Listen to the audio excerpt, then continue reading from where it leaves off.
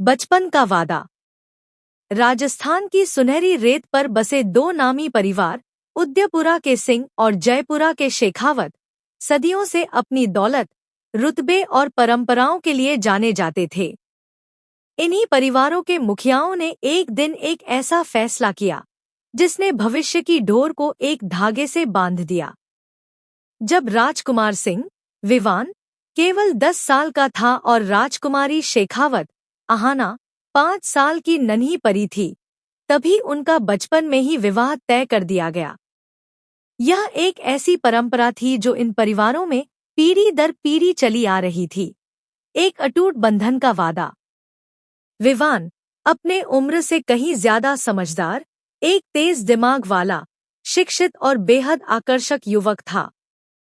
उसकी नीली आंखों में अक्सर एक शीतलता झलकती थी, जो उसे एक रहस्यमय आभा देती थी। वह एक सफल व्यवसायी था, जिसने कम उम्र में ही अपने कारोबार को नई ऊंचाइयों पर पहुंचा दिया था। उसके दिल में अपने छोटे भाई, करण, के लिए असीम स्नेह था और अहाना के लिए भी उसके दिल में एक कोमल जगह थी, जिसे वह कभी जाहिर नहीं होने देता था। समय के साथ विवान और करण विदेश में पढ़ाई करने चले गए। कुछ सालों बाद जब अहाना 17 साल की हुई तो उसे भी उच्च शिक्षा के लिए विदेश भेजा गया। वह करण की ही उम्र की थी और दोनों ने एक ही विश्वविद्यालय में प्रवेश लिया। विदेश की खुली हवा में अहाना ने जीवन को एक नए दृष्टिकोण से देखना शुरू किया। उसी दौरान उसकी मुलाकात अपने एक सहपाठी रेहान से हुई। रेहान की बातों में एक आकर्षण था और अहाना जल्द ही उसके प्यार में पड़ गई। वह इस बात से बिल्कुल अनजान थी कि रेहान एक धोखेबाज था, जो कई लड़कियों के साथ रिश्ते में था। उसे इस बात का भी जरा भी अंदाजा नहीं था कि उसका बचपन में ही विवाह तय हो चुका है, क्योंकि उसके परिवार ने उसकी कम उम्र को देखते हुए उसे यह बात नहीं बताई थी। अब अहाना 19 साल की हो चुकी थी। एक दिन उसके दादाजी की तबीयत अचानक बहुत खराब हो गई। उनकी अंतिम इच्छा थी कि अहाना का विवाह जल्द से जल्द विवान से हो जाए। परिवार ने अहाना को भारत वापस बुला लिया और उसे विवाह के बारे में बताया। यह सुनकर अहाना के पैरों तले ज़मीन खिसक गई। वह तुरंत विवान से मिली और उससे हाथ जोड़कर विनती की कि वह इस विवाह से इनकार कर दे। उसने विवान को बताया कि वह किसी और से प्यार करती है। विवान ने उसकी बात धैर्य से सुनी, लेकिन फिर उसके छोटे भाई करण ने बीच में हस्तक्षेप किया। करण, जो विदेश में अहाना और रेहान दोनों को जानता था, ने विवान को बताया कि रेहान एक नंबर का धोखेबाज है और अहाना को धोखा दे रहा है। भैया, करण ने कहा, मैंने अहाना को कई बार समझाने की कोशिश की, उसे रेहान का असली चेहरा दिखाया, लेकिन उसने मेरी बात पर कभी विश्वास नहीं किया।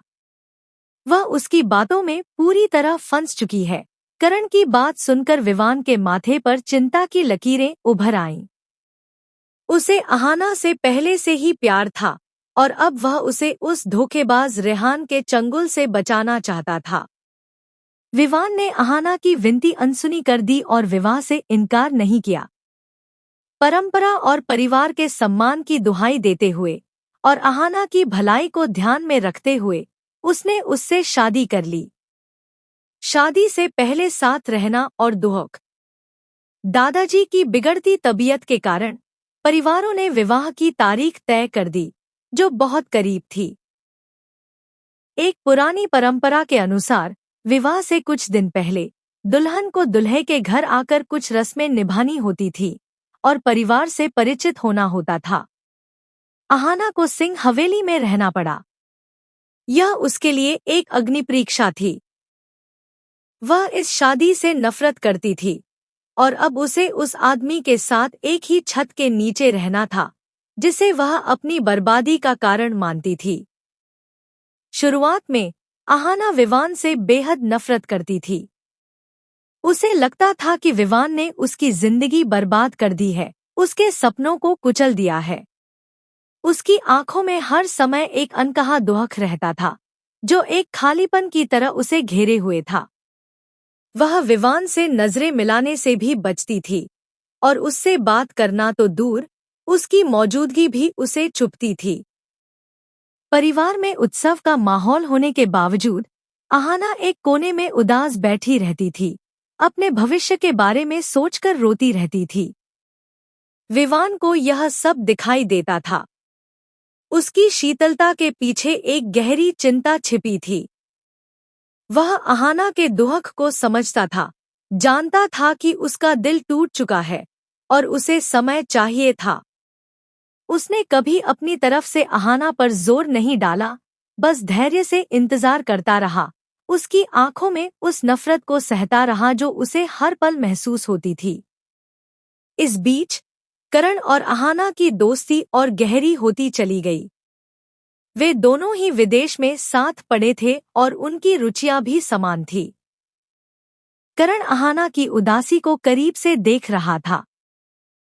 उसने धीमे धीमे अहाना को समझाना शुरू किया कि कैसे रेहान ने उसे बेवकूफ बनाया था। एक दिन करण ने अहाना को रेहान के कई चैट संदेश और तस्वीरें दिखाईं, जिनमें वह अन्य लड़कियों के साथ था। अहाना को यह सब देखकर गहरा सदमा लगा। विश्वास के नाम पर किए गए इस धोखे ने उसे तोड़ दिया। उसकी आंखों से आंसू रुकने का नाम नहीं ले रहे थे। वह चिल्लाई, रोई और उस धोखे को स्वीकार नहीं करना चाहती थी। यह झूठ है, करण। रेहान ऐसा नहीं कर सकता, उसने कहा, लेकिन सबूत उसके सामने थे। करण ने उसे इस मुश्किल समय में बहुत सहारा दिया, उसे सांत्वना दी और उसे समझाया कि यह रेहान की गलती है, उसकी नहीं। यह खुलासा अहाना के लिए अत्यंत पीड़ादायक था, लेकिन इसी के साथ उसके दिल में विवान के प्रति नफरत थोड़ी कम होने लगी, क्योंकि उसे करण की बात याद आई कि विवान ने उसे रेहान के बारे में पहले ही चेतावनी दी थी। शाही विवाह समारोह और बदलते रिश्ते। सिंह परिवार में शादी की तैयारियां जोरों पर थी। हवेली को दुल्हन की तरह सजाया गया था। फूलों, रोशनी और पारंपरिक राजस्थानी संगीत से पूरा वातावरण गूंज रहा था। पहले हल्दी का समारोह था, जहां परिवार की महिलाएं अहाना और विवान को हल्दी लगाती थीं। अहाना उदास मन से बैठी थी, जबकि परिवार की अन्य महिलाएं खुशी-खुशी रस्म निभा रही थी। विवान ने देखा कि अहाना कितना असहज महसूस कर रही थी। जब उसकी बारी आई, तो उसने बहुत हल्के हाथों से अहाना के गालों पर हल्दी लगाई। उसकी आंखों में एक अनकही संवेदना थी। अहाना ने पल भर के लिए उसकी आंखों में देखा, एक क्षणिक जुड़ाव। फिर मेहंदी की रस्म थी। अहाना के हाथों और पैरों पर जटिल मेहंदी के डिजाइन बनाए जा रहे थे। उसने देखा कि विवान की माँ, जो उसे अपनी बेटी मानती थी, उसके पास बैठी उससे बात कर रही थी। विवान भी थोड़ी देर के लिए वहां आया। जब मेहंदी लगाने वाली महिला ने विवान का नाम अहाना की हथेली पर छिपाने के लिए कहा, तो अहाना ने मना किया। विवान ने बिना कुछ कहे खुद ही एक छोटी सी फूल पत्ती का डिजाइन बनवाया और उसमें अपना पहला अक्षर छिपाया, ताकि अहाना को शर्मिंदा न होना पड़े। यह छोटा सा इशारा अहाना को छू गया। शादी का दिन आ गया।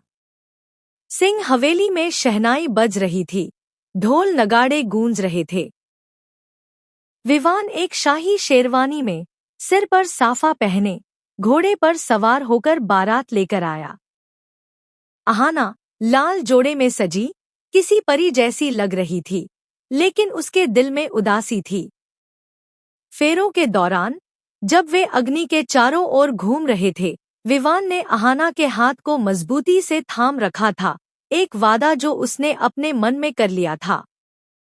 परिवार के सभी सदस्य खुश थे, उनके चेहरों पर एक नई शुरुआत की चमक थी। अहाना को लगा कि वह एक ऐसे जाल में फंस गई है जिससे निकलना नामुमकिन था, लेकिन परिवार के बड़ों की खुशियां देखकर उसे एक अजीब सी शांति महसूस हुई। दिल के दरवाजे खुलते हुए।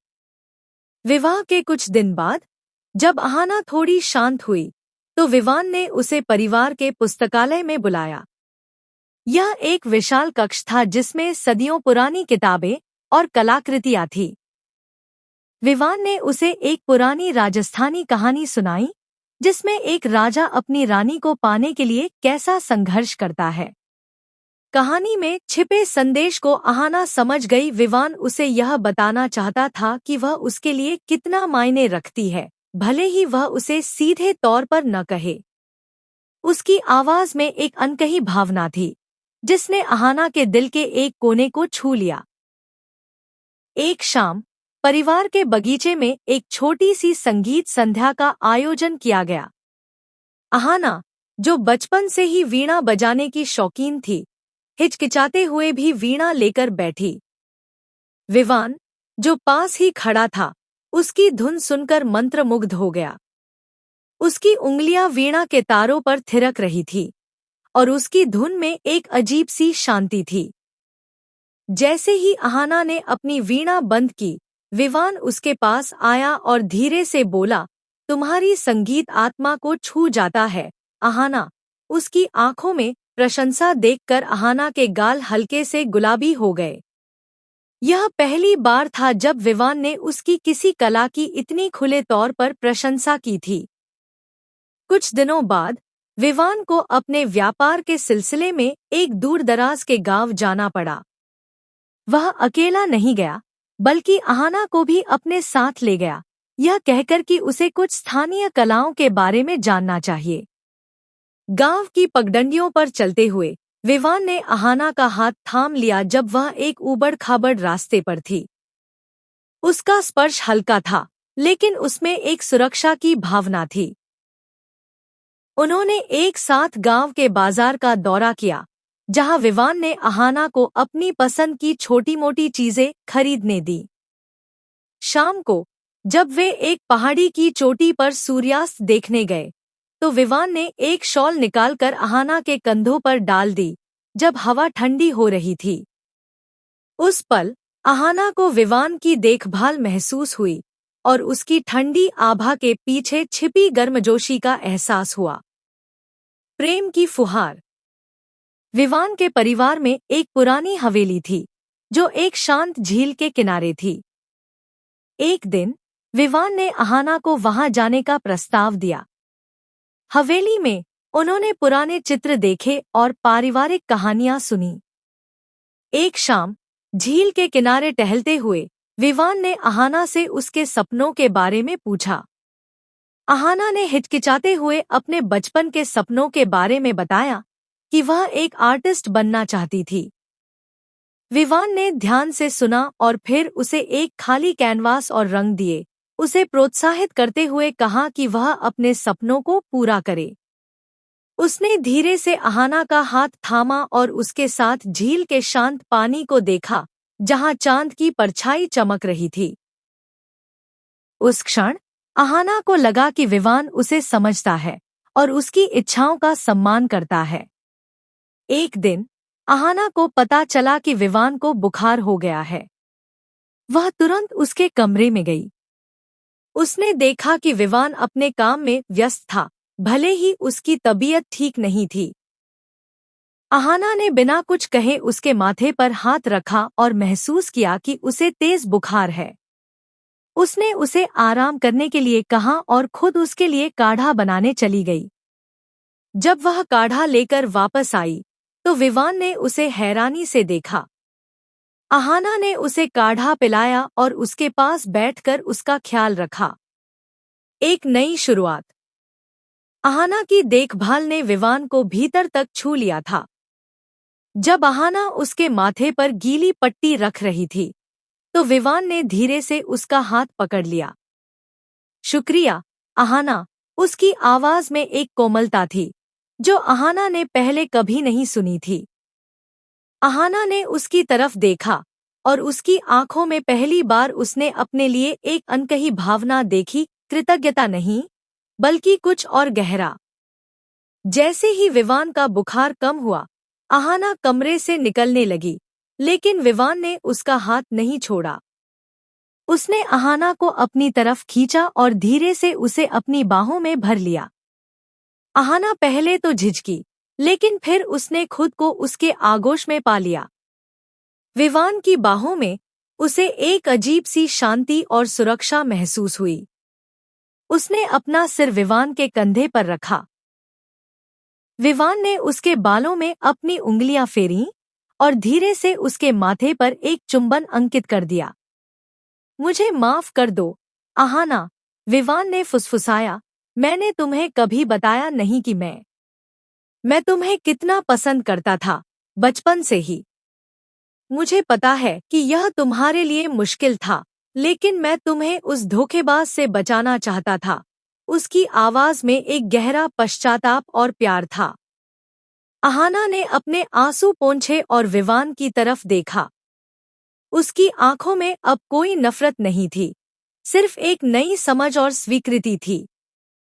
उसने अपना हाथ विवान के गाल पर रखा। मुझे भी माफ कर दो, विवान, अहाना ने कहा। मैं तुम्हें समझ नहीं पाई। उस रात हवेली की छत पर तारों की रोशनी में विवान और अहाना एक साथ बैठे थे। विवान ने अहाना का हाथ अपने हाथ में लिया और उसने अपना सिर विवान के कंधे पर रख दिया। हवा में एक नई खुशबू थी, जो उनके रिश्ते की नई शुरुआत का प्रतीक थी।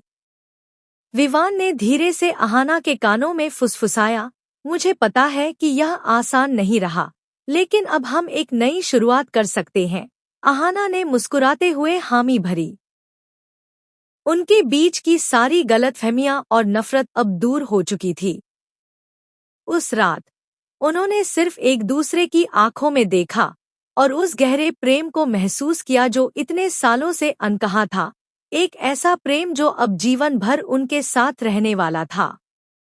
राजस्थानी रात की शांत फिजाओं में उनके दो दिल एक दूसरे में सिमट गए, एक ऐसे बंधन में बंध गए जो किस्मत ने बचपन में ही तय कर दिया था और अब प्यार ने जिसे पूर्णता प्रदान की थी।